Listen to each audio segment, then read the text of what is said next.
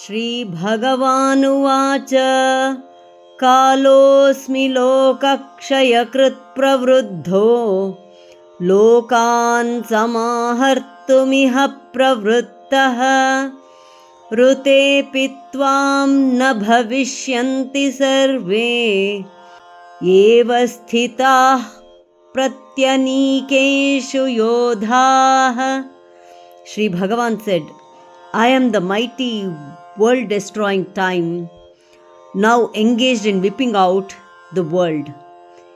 Even without you, none of these warriors arrayed in the opposite ranks will survive.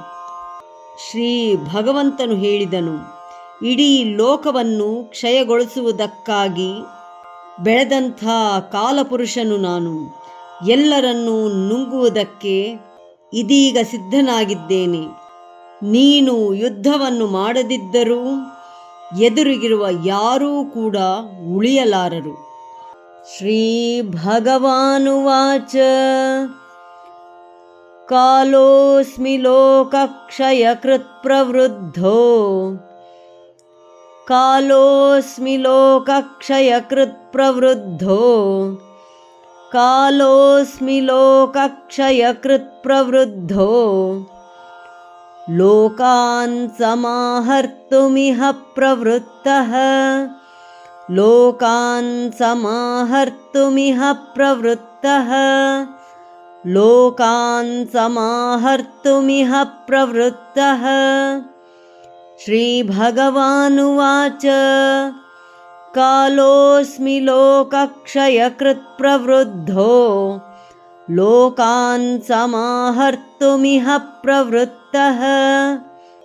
Shri ಭಗವಾನುವಾಚ ಕಾಲೋऽಸ್ಮಿ ಲೋಕಕ್ಷಯಕೃತ್ ಪ್ರವೃದ್ಧೋ ಲೋಕಾನ್ ಸಮಾಹರ್ತುಮಿಹ ಪ್ರವೃತ್ತಃ.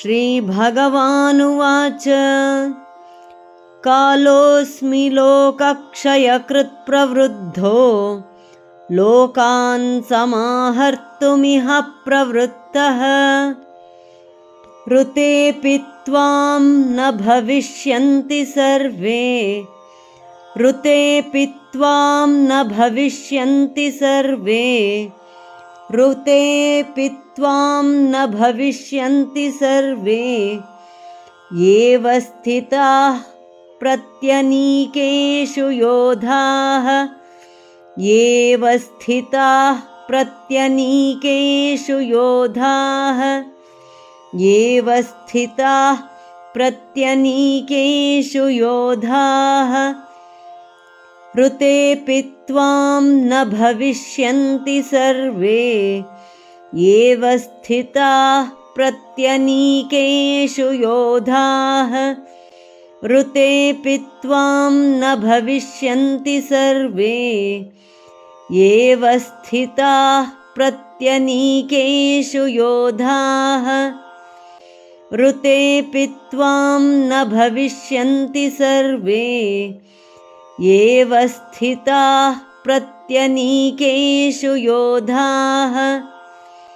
Shri ಭಗವಾನುವಾಚ ಕಾಲೋऽಸ್ಮಿ ಲೋಕಕ್ಷಯಕೃತ್ ಪ್ರವೃದ್ಧೋ ಲೋಕಾನ್ ಸಮಾಹರ್ತುಮಿಹ ಪ್ರವೃತ್ತಃ ಋತೇऽಪಿ ತ್ವಾಂ ನ ಭವಿಷ್ಯಂತಿ ಸರ್ವೇ ಏವ ಸ್ಥಿತಾಃ ಪ್ರತ್ಯನೀಕೇಷು ಯೋಧಾಃ.